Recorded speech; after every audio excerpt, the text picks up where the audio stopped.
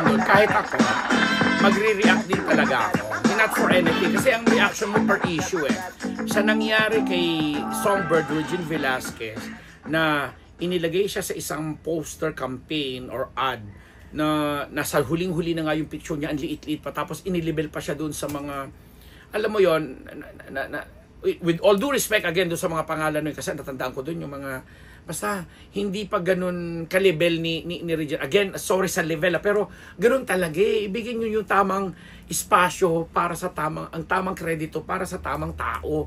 And si Regine Velasquez, buti na lang napakabait ni Regine na, alam mo yon, doon sa promo ad na yon na parang mix award something Tapos maiinsulto ka nga naman na ang liit na nga nung picture na nilagay mo, tapos nilagay mo pa siya sa kahuli-hulihan.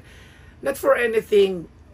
Hello, sa industriya pa rin na ito, sa mundo ng musika, nagmamatter pa rin si Regine Velasquez. Tahasan kong sinasabi yan. At doon sa mga bata dyan na pinanganak ngayong 2000 something na at nagmamarunong dahil naging big fan ng Bini, naging big fan ng ganito, naging big fan ni ganito, ng mga bagong sibol lang.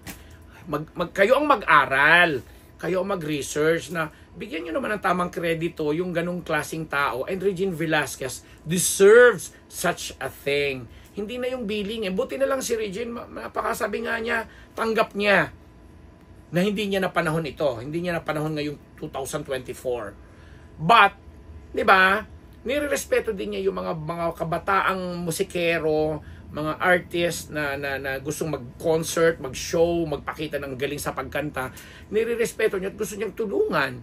Pero yun na nga, sana man lang yung nagawa din niya, yung na-contribute niya ng napakahabang panahon, ilang dekada, halos 4 decades, na nandiyan dyan ng isang Regine Velasquez. Ang daming hits, ang daming hit records, ang daming mga concert na talaga namang pumatok. Nakilala din siya internationally. Nagkaroon din siya ng mga pelikula, mga puro box office din. Naging best actress din si Regine Velasquez. Alam mo yun? Tapos gaganunin mo lang, kahit ako maiinsulto, that's the term, insulto.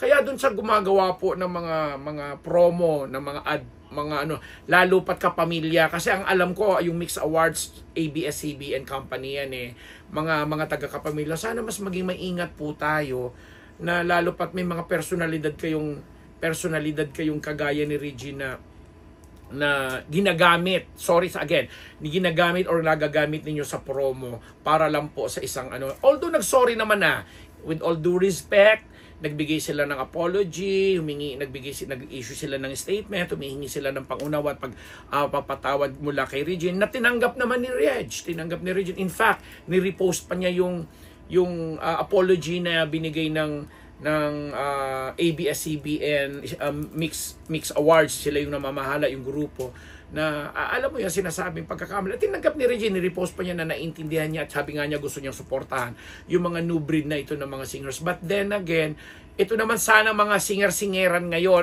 Gagig singer-singeran ngayon. Kayo rin naman, magbigay-pugay kayo. Kasi sabi ko nga, in one way or another, naging idolo niyo si Regine.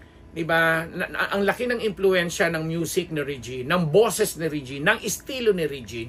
So, ibigay nyo naman yun sa kanya. Kasi kami, nasasaktan kaming mga nakakita, nakasaksi, at nakadama din naman ng pagmamahal at pagkalinga ng isang Regine Velasquez sa ngalan ng art, sa ngalan ng music, sa ngalan ng magagandang kanta, magagandang pelikula, magagandang palabas sa TV, ang kanyang mga show. So, ibigay natin yun.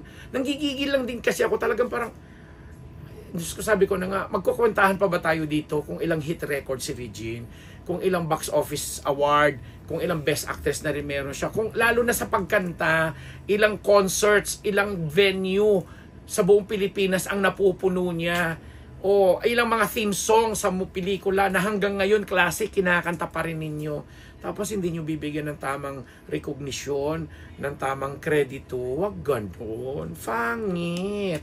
Diba? Salamat kayo ang asawa ni Regine, si kumparing Ogie Alcacid, na isang kaklasik ko at magaling din namang kaibigan from UP, kumpare, na at bilang magaling na. Kasi dapat kasi inihiwalay ng mga bashers. Kasi come to think, let's admit it, na ang mag-asawang yan, si kumparing Ogie at saka si Regine, talagang halos naikot na nila ang mga major television network. At kung may mga issue man doon, nasa management na nila yon, nasa pamamalakad kasi nanggaling sa Channel 7, nagpunta ng TV5, ngayon nasa ABS, na parang ang dami daw na may sinunog na tula, may mga ganong chike. Iba po yun sa usapin ng kontribusyon po nila at nagawa nila, naiambag nila sa industriyang ito, particular sa musika. 'Di ba? Kung may mga bashers na talagang naiirita, naiinis, mga naging dilulu dahil gusto nila doon lang sa istasyon na yun mapapanood or doon lang sa show na yun makikita, sana naman po luwag-luwagan natin ng konti ang tornilyo natin at palawakin ang ating mga pangunawa. Kasi at the end of the day, ang tinitingnan po natin talaga dito, yung kontribusyon, yung naibahagi mo, anong kalidad ng mga kanta na ginawa mo na naging bahagi na rin po ng buhay ng isang Pilipino. Yun ako eh. Kasi ako din naman, may mga issue din naman na, kasi ganun na susuriin mo, uhusgahan mo ang gawain ng isang Regine o ng isang Ogie base sa proyekto. Pero hindi base sa kung ano yung naging labas ng proyekto at naging ambag nila.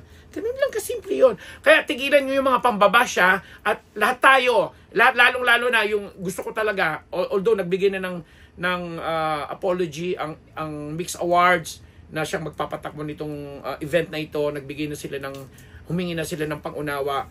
Sana yung iba pa na sumusuporta sa inyo ay mas paunawain nyo pa sa kanila. Hindi kailangan ipagdikdikan, sabi nga ni Regine, hindi kailangan ipagdikdikan, kasi siya mismo tanggap niya sa sarili niya na gano'n naman talaga, may darating ang panahon, may mga bagong darating, pero ang 4 na dekada or 40 years dito sa industriya, hindi mo basta-basta ma-achieve yun. Hindi ninyo basta-basta matutumbasan yun or mapapantayan man lang. Take it from me, Unbearable, Ambet Nabus, dito lamang sa Unbearable Channel. Congratulations, Reg. And paring Ogie, hello. Oh.